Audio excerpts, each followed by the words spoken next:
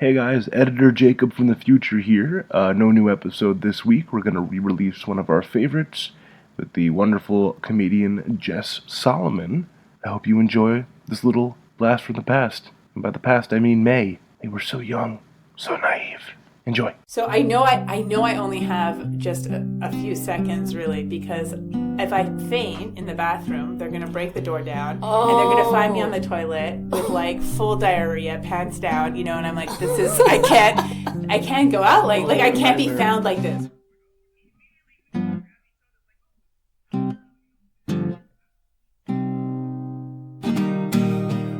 Let's rock it. Let's get right in. Yeah. Roll. Let's take this town by storm. Let's paint this town black. Paint it black, isn't it red? It's red. It's totally. I was thinking about the rock song. Oh, Whoops. Who's that by? Actually, no more music talk. Okay, it's the Stones. Yeah. Anyway, let's talk about this box. well, first let's introduce the show. No. Yes. First, we're introducing No, the show. I can't in good conscience say my name and the show without first letting everyone know that I am sitting across from a box that has a picture of a bidet on it and says clean and comfort. Mm-hmm. Welcome to I'm Trying, you guys. The show where Jhanelle is sitting across from a bidet. I try to maintain my sanity, and then things like this happen. I'm Jhanelle Dennis. I'm Jacob Derwin, the proud owner of a bidet. Thank you very much for joining us for episode 13. 13. We're really glad you're here. Bad luck. Nah, man, it's good luck. 13. Let's subvert that rumor. Let's subvert that. I'm broken. I think the curse is already working on you. I'm now you can't speak, and then tomorrow you're not gonna be able to speak at all, and then I'm gonna wake up and you're gonna be a little boy. And what happened to Jacob? I am him. I'm so confused. Wait, because the curse of whatever 13 number 13 curse on you. You're gonna wake up tomorrow as a kid. That's how curses work. It's gonna turn me 13. Yes, is that the idea? It was not a Jennifer Garner movie, so don't even try that. Sure. I'm gonna just pretend I followed any of this. Yeah. No, I decided that I work at a school, and oftentimes as a gift, they gift like Amazon gift cards or just general gift cards that are like the American Express thing. Oh, I think you're gonna say they gifted you this. A bidet? No. That'd be hilarious. Yeah. That'd be like take the hint, Jacob. But no, it was generally just like you get gift cards, and so I decided I ended up using those gift cards for like just things you need around the house. Like whenever when I need like when we need a new shower curtain, that's what I went towards that. When I wanted a rice cooker for the kitchen, I got a rice cooker. I get like very practical things with that money. And one of those practical things, I decided recently that my hygiene is important to me, and I would like to invest in something that can up the hygienic process. You went all the way practical on this way. I turned 0 it up. to 100 on practicality. To be fair, I didn't buy like a multi-$100 fancy bidet. I got an attachment for the toilet. It was $40, and it's already done wonders. So how is it going to work? It's just attached to the toilet. So is there going to be a thing that goes into the water and sprays the water up onto you? Yes. No, I installed it. I installed it myself. I did all the plumbing myself. I'm very proud of myself. Actually plumbing? I mean, I had to like disconnect the water pipes, and I had to get new water tubes that connect to the wall because the one I took out broke. It was this old rusty pipe, and I had to change it. Damn, you did that on your own? I did this whole thing on my own. I exchanged it for a T pipe, I guess you would call it, that connects the fresh water from the wall in two different directions, one to the toilet, one to the bidet. I did this whole installation myself. I'm very proud of it. And the result is wonderful. The result has been very positive. But the bidet is a part of the toilet now, right? It's attached under the seat. So I had to unscrew the seat, and I had to install it under the seat. So it's like a double seat action. So no, it's not a seat itself. It's just installed below the seat. And so you lift the seat up, and then it's the bidet. So, I mean, you can see it without lifting the whole seat up. It's just. But I mean, to use it. Should I just show you? I should just show you. That's going to do nothing for the listeners. No, I'm trying to paint a visual. No. We can paint the visual more easily if you know what you're talking about. It's more fun if you try and explain it. No, come with me. No, it's more fun if you try. I'm not going to look at the bidet. They're going to hear it. They're going to hear it. I'm not going to look at the bidet. No, I'm not going to look at the bidet. Jhanelle, come over. I'm not looking at the bidet. Jhanelle, come look at the bidet. This is going to be a whole lot of time we're going to have to edit out. Come here. I'm not looking at the not bidet. Scary. I'm not scared. Are you scared of the bidet? No, I'm not scared. I'm not scared. I think you're scared of the bidet. No, I want to picture it. You're taking the mystery out of it. I think you should just come look. No, you're taking the mystery out. I don't want to know what the bidet looks like. I don't want to see what I have to deal with here. He's gonna edit this. I can't believe she doesn't want to look at the bidet. Because it's the mystery. There's no mystery. You can see the whole. You can see the. They didn't tell me how it works. I just want to hear how it works and then tell it to somebody wrong. Later. Okay, then if you want to do it that way, so that's how I do things. How it works is there. I installed it and it sits under the toilet seat. And with the part that actually sprays the water, kind of hovering in the back of the bowl a little bit, doesn't touch any of the water or anything. And then there's the device that controls it. It's like an arm that comes around the right side of the toilet, and you push the button. And it's a turn. It's a dial. Oh. And so in one direction, basically the more you turn it, the higher the pressure. Yeah. And the other direction. Does it have numbers? No, it's just you by feel. Okay. Too much. On one side of the dial, there's a little butt, a little icon, and on the other side of the dial, a picture of a little butt, like a little number 3, and then on the other side of the dial, is a little picture of a woman for other purposes, and that's the bidet. What? A picture of a woman? Yes. For hygienic practices. I heard you're not supposed to do that, but okay, that's bad. Like you shouldn't be spraying. You shouldn't wash your. No, you shouldn't. It shouldn't be a. It's not a direct hit. It's not a direct hit. I mean, unless you're trying to aim it that way, but it's not like that. Could be a business idea. Wow, this podcast is now an explicit podcast. No, we did it. I didn't say anything. I said that could be a business idea. No, just by me saying direct hit, I think I it already started out. You talk about washing your bum. This episode might have an E next to it. And there's nothing. Well, yeah, no, this is just all my fault. Anyways, I'm very proud. I'm not proud. I'm very happy. I've never seen anyone more proud to show off their bidet. It's not like look at the bidet. It's not like a weird thing. It's just I never said it was weird. Device. I'm stating facts. And you were very proud. I'm excited to show about off it. Your bidet. I don't know about proud. Yeah. I'm excited. I'm excited that I have something that I've thought about getting for a long time. And You're so European now. I took the plunge. Thank you. No, yeah. I mean, it's. I think it's good for me. Mm-hmm. I think it's good for a lot of people. I think it should be more widely adapted in America. It's better than toilet paper. They say that. They all say that. I mean, I'll still use a little toilet paper, but it's drastically reduced. We're not supposed to be used like toilet paper isn't. It's not now good. I sound like one of those people. It isn't natural, man. Well, not about natural. It's just not good. It's just not. It's not effective. It's not hygienic. I mean, it's not bad, but it's not the most effective way that we could be doing things. It's not. This is not to bring it back to Survivor, but the most well-known way that people use the bathroom in Survivor is they go in the ocean to do it. Yeah. And it's so much easier. Salt.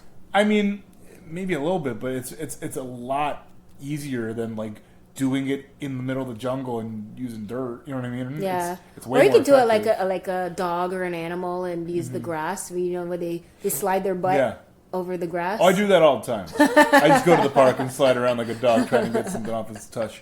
It's honestly, I recommend it. The Europeans, the Japanese, they've been way ahead of us for a long time. Have you already been using it? Yeah, I've had it for a little. This is why you're in a bit more of a chipper mood. I'm in a great mood. No, that's the mood of someone that's using cleans his rear end in comfort in style.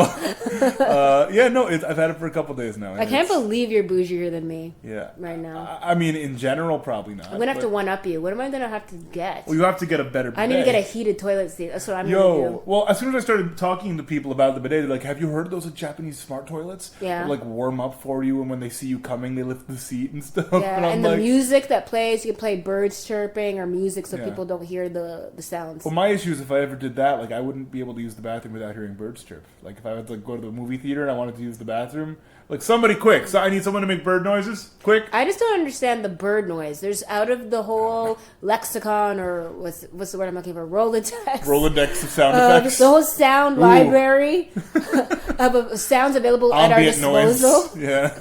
Like, it could have been music. That would be a licensing issue. Mm-hmm. It could have been anything. I think that's a business idea. That's a better business idea. I'm going to create... The eye toilet? The eye potty? I'm going to create a toilet seat like the that. The eye potty. Has that joke not been made? Eye potty is really good. Done. iPotty it's almost too obvious. It's pretty good. Yeah. But I'm going to create... I'm not going to call it iPotty. Okay. I want it to be a little bit more sophisticated than that. Okay. It's going to be a toilet seat, but instead of those typical basic bird noises and white noise, it's going to be you can program...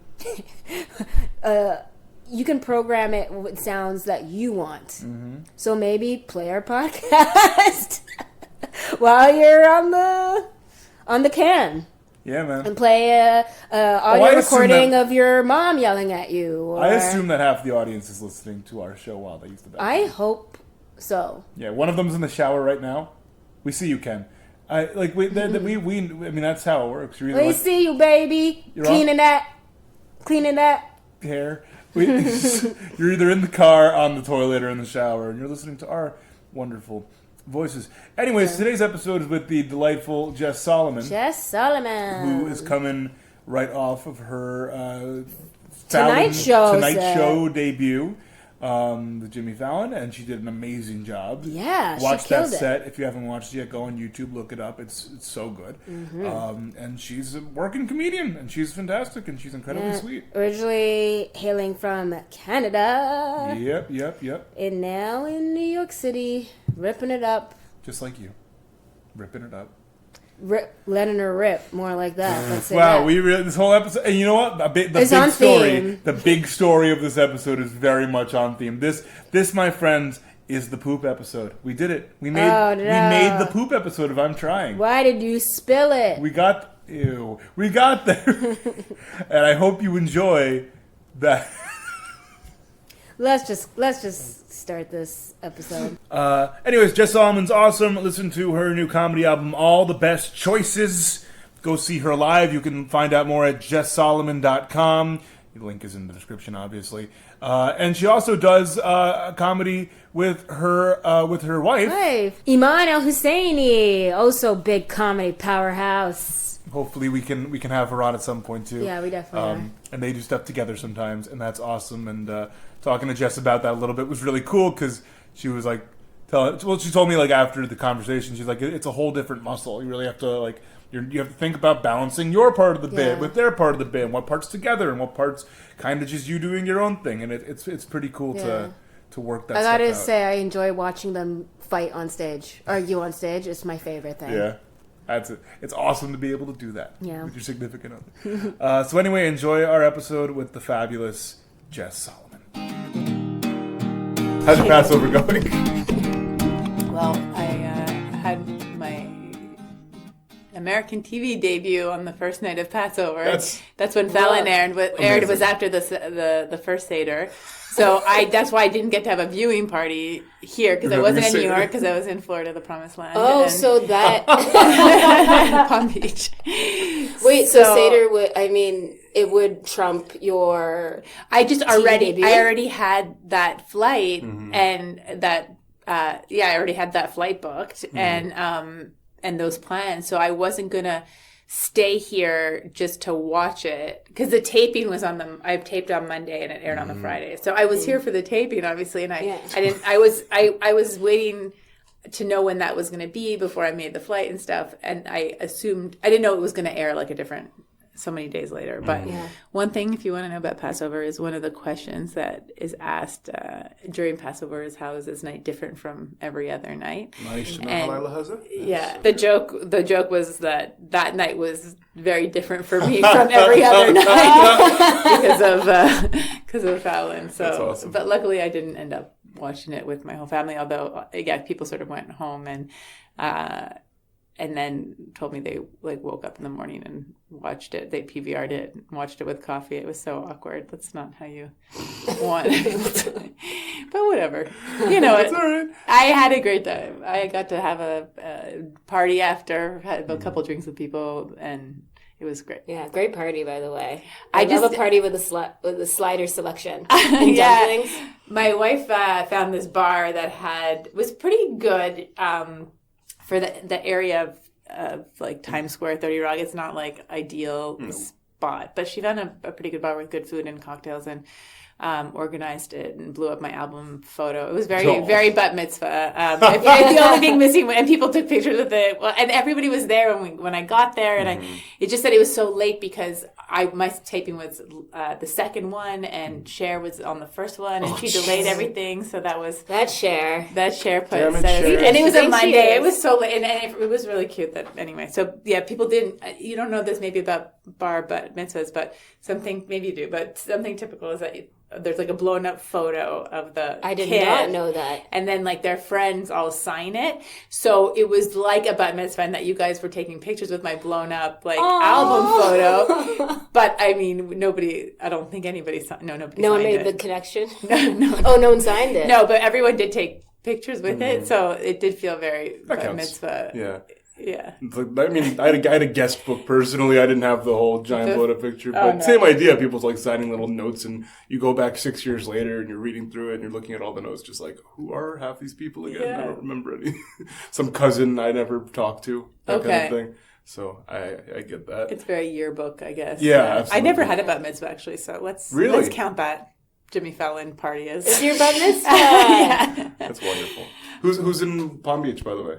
So my mom and stepfather are there. In recent years, they've spent the winter there. My grandma lives there and has also spent the winters there in West Palm Beach. So perhaps they know each other in the same condominium. Maybe. No, my dad's near West Palm Beach, but that's a different story. Oh, yeah? If all of our relatives are in West Palm Beach hanging out, that'd be pretty great. Maybe they're doing a podcast. Yeah, maybe your parents see my dad more often than I do. I'm okay. We're all okay. Sure? You good? Yeah. All right. I mean, I bet I'm rough. My half-brother and sister may listen to this, so. Okay. We'll leave it at that. Anyways. Are they in Palm Beach? West Palm Beach? One of them's in med school. It was on an island, I think. Not Saba. Dominica, not the Dominican Republic. Yeah. Country like that. Dominica, yeah. Yeah, and my half-brother is doing automotive engineering at University of Florida, or University of Central Florida, I think. Real dummies. Those guys. Look at them. All right. So when you got the email about the embarrassing or desperate stories, what came to mind? What was the... Well, there's two, I guess, but... Go for it. So one of them is, I don't usually tell or poo, I'll say poo stories. Thank you. But in this case... It was just so spectacular that I feel it's worth telling. It was a long time ago, but back before comedy, when I was a lawyer, I was going back and forth between Montreal and where I'm from and Holland, where I was working. And because also I was in a long distance relationship with someone in Montreal. So between Holland and Montreal? Yeah. Wow. Well, yeah. So I would there's a direct flight from Montreal to Amsterdam. And I would take that from Montreal. It would be overnight, and then I'd get to Amsterdam in the morning and go to work, because I was trying to not use, I wanted to max out the vacation days, so I didn't want to take an extra day just for travel, because I was in a relationship, and so you're trying to be together and whatever. Yeah. So it was stressful for me, because I would know that I really wanted to sleep on that flight, even though technically by the time you land, then you're tired, but I'm kind of a late night person. So with the time change, it's still not really overnight for me. But when you get there, it's suddenly morning, because it's 6-7 hours ahead. Ugh. So it was just gross feeling, and generally wanting to just stressing that I get on the plane and you hope that you have a good seat. You hope that you have somebody normal next to you. You just that you're going to be able. And this one particular time, I was so serious about wanting to sleep. I decided to. Somebody gave me. Maybe it was my girlfriend at the time. Gave me an Ativan, which I'd never taken before. I mean, like I've done drugs, but I just had never. I'd never happened to have taken Ativan. Is Ativan like a Dramamine thing? Like, what is it? Like no, I think it's like a relaxing thing, right? Like a sleepy... it's like Valium. Yeah. Oh, geez. Okay. So maybe it's no melatonin, for sure. No, yeah. So if you have... I think people that have anxiety for flying or whatever, maybe take it. Mm-hmm. It's for sleeping, basically. So I get on the plane, and it's already a terrible seat. So it's middle seat. Oh. And I take the Ativan just before getting on the plane. And we're on the ground, and we're delayed on the ground, and I'm starting to feel the Ativan kick in. But for some reason, it's not just sort of like putting me to sleep in a good way.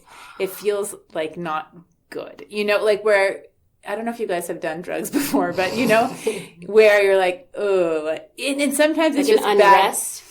Yeah, like you don't feel good in your own skin, but not like you know, like I feel good in my own skin as a person, but like physically something's wrong. Like something's not good. And also just starting to feel really bad about where I'm sitting, and and then I there was a time when I took ecstasy where I did back in the day. I didn't know, like, you didn't know really what was in it and what was mixed with, and you could feel kind of sick and maybe throw up, and then you'd be like okay, and then you'd be good to dance the rest of the night, you know. But like you just had to get over that initial hump. So I just was like, maybe that's what's happening. Anyways, I'm starting to feel really uncomfortable, and then the woman next to me starts speaking to me in Spanish. I don't know how come, but I do speak Spanish. My mom is from Peru, but nobody knows that about me or would guess that. So normally, so normally I would be like excited, but now I'm just like, do I pretend I don't speak Spanish? I just don't feel good to get into a conversation with anybody. Oh. So she's kind of talking to me in Spanish, and I'm a little bit responding, and I just feel like I want to be alone so badly, and I'm really in the opposite place of alone, and the plane's not taking off, and all of that discomfort like just rises up, and I just feel like I'm gonna throw up. So I grab the throw up bag, and now What does it look like? Is it like a tiny little paper? It's a paper bag that they have usually in the seat pocket in front of you in case you get motion sickness. Mm-hmm. Usually everybody has one. So I think that still exists. So I throw up in the bag. Oh. But it's just like you're throwing up, and just so like, it's like the lights are still on. It's not like, you're still on the ground. You're still on the ground. Oh my God. And so, I mean, I feel they're like, what's she going to do when it actually takes off? Yeah, I'm the kind of person who I don't like people to see me sleeping that are strangers. You know, like I really try to cover up on the table, you know, put my head, cover myself. I really like privacy. So this is sleeping face is the worst. I mean, my wife just fully knocks out, like, you know, mouth open, no problem. She does not care. But I really have, you know, I get embarrassed about those things. So anyways, we're still on the ground. Now the flight attendants have noticed that I threw up. People have noticed. But I don't really have much time before I just start to feel everything just coming towards the other end of my body, you know? So, of course, it's like seatbelt lights are on, and we're still, you know, waiting to take off. And I just can't. And there's a point where you're just like, I don't care. And I just have to go to the bathroom. Okay. So I start running for the bathroom. And the flight attendants at first are looking at me like, no, you can't go. It's not the seatbelt sign, whatever. And then they see my face, and I guess have already known that I threw up, that they're just like, okay, whatever, go for it. So I go to the bathroom. I'm so relieved that I can close the door and be alone. And I, you know, get there just in time. Everything's coming out, and immediately I start to feel like I'm going to faint. Like I start. I don't know if you guys, but I fainted when I was a teenager. Not often, but often enough that I know exactly what the feeling is. Yeah, I do. Because it's just these black spots start filling up. Or you see outlines of things, and it's. Is that what happens for you? For me, it's everything goes dark, and then I just see the outlines of objects, and I can't see anything else. And then does it just completely get black, and then you're usually every single time I think I'm dying. I don't remember that that's what fainting is like. Oh, okay. But usually mine's from like low blood pressure and that stuff. So so I start to feel low blood pressure, and it just black spots filling in until it's black. So I know I only have just a few seconds really, because if I faint in the bathroom, they're going to break the door down and they're going to find me on the toilet with like full diarrhea, pants down, and I'm like, I can't go out like I can't be found like this, right? I don't want them to. They can't take off with me like locked in there, and I won't. I don't know if I faint, I could be fainted for a long time in there, on the toilet. So I managed to just get up from the toilet. I mean, I don't know if I wipe or what, but I just pull my pants up. I know that I haven't. I don't get to like zipper or button, but I know that they're up, and I open the door just because I don't want them to have to get some kind of Homeland Security people to like break it down. Oh, yeah. I open the door and I just faint like right on the floor with my feet in the bathroom and my body in the aisle. And when I wake up, I can hear, there's a doctor. They found some doctor on board.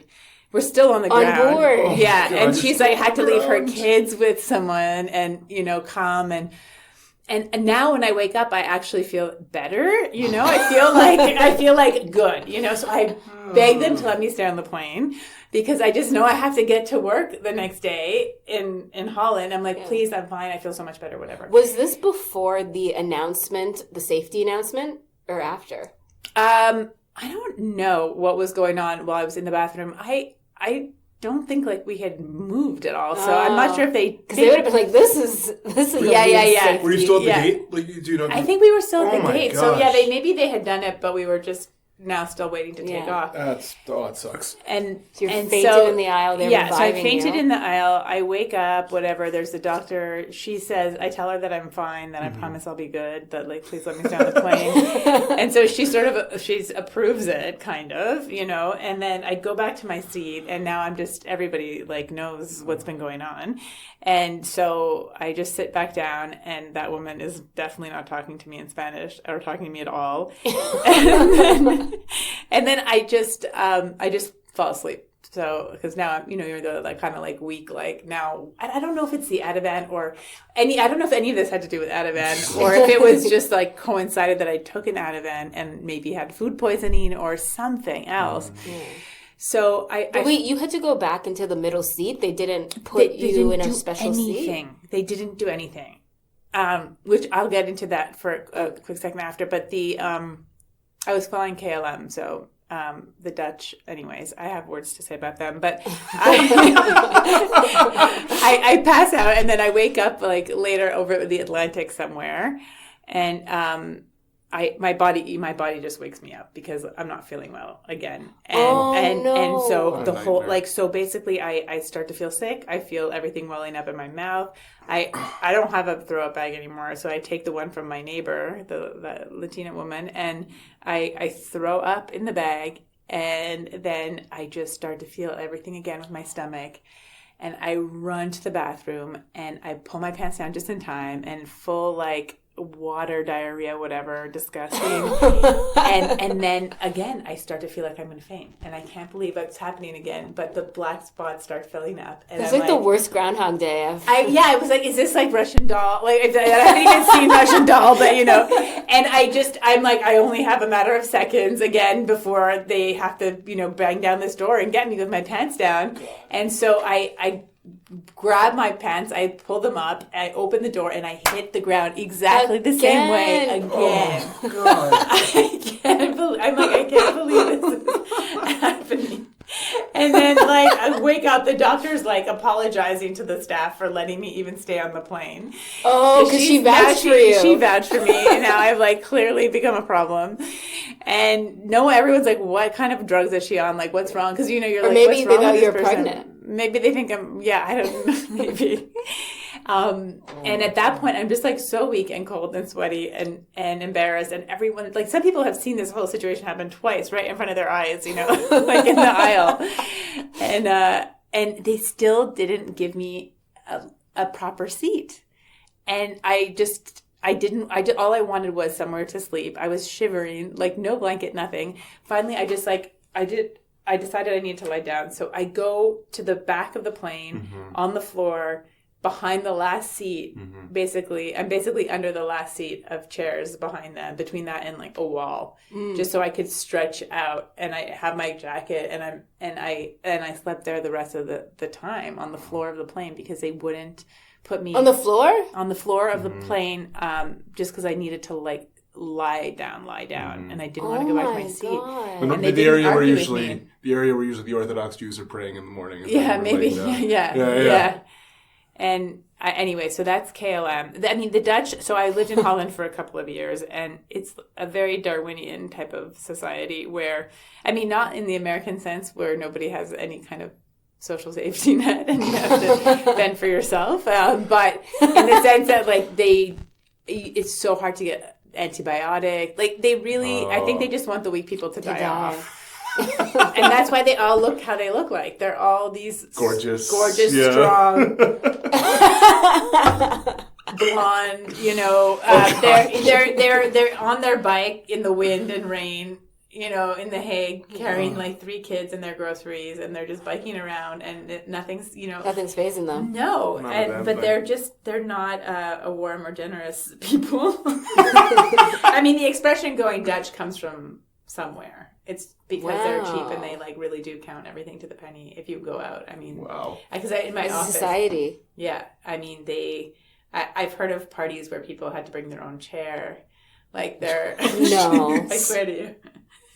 In the office, whenever we had, you know, like a cake for somebody or it was some celebration or going away, any gift was, they break it down to the last penny. And anyway, so this was another example of, because the thing with it, they're just so, everything is so rigid, you know, so if they don't respond to the situation, it's like, well, you don't have a ticket for first class, so we can't put you, you know, my like, God. it's just, I mean, like, it's to the point where you'd go, like, an example that I give sometimes, you'd go to a sandwich place, and they have a menu of sandwiches, and you say, can I have this one, but can I have it with tomato? Mm-hmm. And they have tomato there, because they have it on other sandwiches, but it's not possible. Like, it's like, you don't think you know what the term possible is, you know? And when I finally left Holland, it was just such the perfect smack in the face, because I was in the airport and I was moving back, and there was a magazine, a Dutch, like, Visit Holland magazine, and it said the land where everything is possible, and I was like, oh my God, it was so bad. But yeah, we landed after sleeping on the floor, we landed in Amsterdam. How many hours was that? Do you remember? It was like 6 or 7 hours. Wow. I think. That's brutal. On the floor. I've never heard of part that. of it, yeah. I mean, I couldn't believe it. That's worse than United when they dragged the guy out. Yeah. No, and I mean, they were so rude. And then when I left the plane, they had called somebody with a wheelchair for me. Oh. And I was like, this is where I hold my head up and walk right past. I will walk out of here on my own 2 feet. And I didn't go to work that day, but no, I called in sick. I was like, forget it. Rightfully so. I cannot. So that was, I mean, I really tried hard to hold on to my dignity a couple times. And, you know, they never had to break me out of that bathroom. Thank God. And they never saw me with my pants down. Definitely not buttoned or zipped, but they were up. They were up. Jeez, man. Oh, I mean, what do you do? I mean, we ask all our guests, like, what they do after something crappy happens, like what makes them feel better. So, like, what did you actually do? Like, you called off sick. I mean, did you watch a movie you really like? Is there a song? Is there is there something that, maybe just not this example, but in general, is there just anything that you feel like could help you after something like this happens to you? I mean, this in particular, probably just sleep and privacy, and never seen any of those people ever again. Or probably leaving Holland and quitting my job, which is what I did, but it wasn't right as a response to this incident. Mm-hmm. But in general, something that makes me feel better, this is so cheesy, but please. My nephew, I have 2 nephews, they're at 1.5 and 3.5, and they're just really cute, and I just like look at pictures of them. Aww. I mean, is that the one who went viral? Freddie Mercury. Yeah, he really. I mean, so this one of them, he loves music, and he's discovered Freddie Mercury, and I posted a video of him imitating Freddie Mercury during the Live Aid concert. He sort of like has it on the TV, and he's got his microphone that's been rigged up by his own diaper. And I posted it online, and there's so many people responded, especially on Twitter, how much he cheered them up, that I was like, I'm not biased. Like other people see it too. Yeah, because he's so. I guess when parents, because I don't have kids, but when parents say that how their kids kind of like seeing the world through their eyes or whatever, how that makes them feel, it is a cheesy thing. But I mean, if I feel it on that level with my nephew, I mean, I can only imagine as a parent. Yeah. Although, I don't know, I worry if I had kids, if I would love them as much as my nephew. He's pretty good. There's a second guy, too, who's hilarious, but he's a beast. He's not a sensitive musician soul like the older one. I get that, yeah. Are they in Brooklyn? Do you get to see them often? No, they're in Toronto, but I do still get to... I saw them now in Florida for Passover, and cool. I go to Toronto a fair bit, so I do get to... and also FaceTime. Good. But I weirdly just will like scroll through their pictures to calm me down. Oh, no, that's really sweet. Is it? I don't know. My wife is like, you used to look at pictures of me. I'm just zooming in on their faces. So weird. Yeah, stare in the background. No, I'm a preschool music teacher by day. Oh, so really? I work with the babies all the time, and I it's always. To show you the vid. Oh, please! I can't believe I haven't seen this. It's awesome. It sounds awesome. It's funny seeing which kids. And I mean, I work with over 100 kids, but like, it's funny to see which ones are particularly sensitive to music. Yeah. There's one. I'm obviously not naming names, but there is one kid who I can't play anything slow when he's in the room, or he will start to cry because he takes it. Like 3 little ducks went out one day over the hills and far away. Like simple little nursery rhymes that everyone else loves. Little duck quacking sounds. This kid will start bawling. It just affects him for some reason. The tonal aspects, the rhythm. I don't know what it is exactly. And I'm like, oh, you're gonna write poetry. You're gonna be the sensitive poet, and you're gonna find artistic accomplishment. You're gonna fulfill your soul. And I'm sorry about making you cry over ducks. I'm really sorry. It's kind of awesome. It's so crazy how it's so early on. You can see that stuff. Mm-hmm. Man, I didn't feel anything as a kid. No, you didn't. Jhanelle's a sociopath. We saw it early. We're establishing this very quickly. Jeez. All right, that's awesome. Go for it. Yeah, I have questions about this shift from law into pursuing comedy full time. Well, I couldn't go back on KLM, and I was like, this route is over for me. Yeah, I mean, I don't know. It was so long ago, and I didn't. Yeah, I feel like I've talked about it so much. Oh, that's okay. Yeah. Don't worry about it. There's no real special story. I just didn't really love law, and it felt like I just wanted to do something more creative. Mm-hmm. Yeah. And at the time, I was watching a lot of. Luckily, I could access TV online, so I was watching on the Daily Show, and I watched the Office. I mean, you could do like torrenting and stuff. So I wasn't limited to like just Dutch TV with it was basically Grey's Anatomy, and that was subtitled, so I could watch that. If I'm being honest, I actually consistently watch a Dutch TV show. I watch Wie is de Mol a lot. And is that the talk show? Wie is de Mol is a game show. Oh, it's a reality competition where there's like one person on the thing who isn't actually a contestant. Wie is de Mol? Wie is de Mol. Who's the mole? Who's the mole? Sorry, my pronunciation is probably No, I don't know how to pronounce that. You're good. You spent more time there than I did. I did, and I tried to tune out. No, sometimes I'd hear German, and I was like, is this a Romance language? Like, wow. Yeah. No, I mean, it's a weird game show obsession of mine, so I don't know if it, but I mean, the Daily Show is probably more up your steam for sure. Well, yeah, I mean, that was because that was the first time that I saw comedy as a kind of also a form of advocacy. Because back then, Jon Stewart was like really having making it actually having an impact. And now, I mean, I think satire won't save us. It's having some issues, yeah.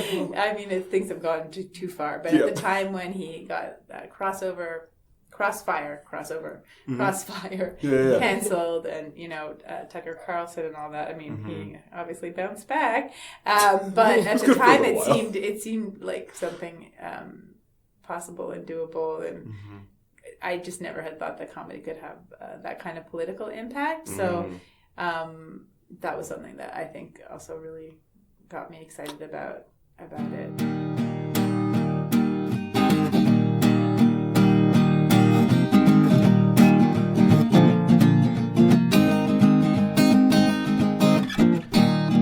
You can follow Jess on Twitter and Instagram at Jess_Salomon. That's SALOMON.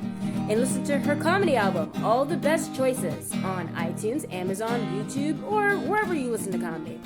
And don't forget to check out her website, JessSalomon.com, for info on upcoming shows, merch, and all that fun stuff. If you enjoyed the show, please leave us a review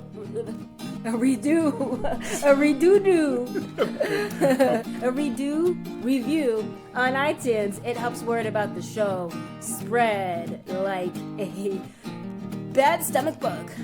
And of course, make sure you're subscribed to easily download new episodes. I'm Trying is hosted, edited, produced, and scored by Jhanelle Dennis and me, Jacob Derwin. Our cover art was created by the fabulous Sammy Kappa. See more of her work at sammykappa.com. That's SAMICAPPA.com. And you can follow the show on Twitter and Instagram at ImTryingShow.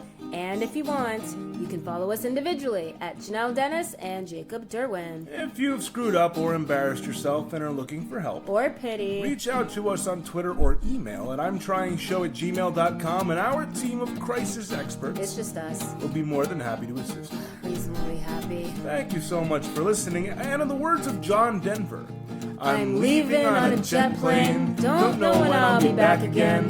Oh babe, I hate to go. Oh, babe.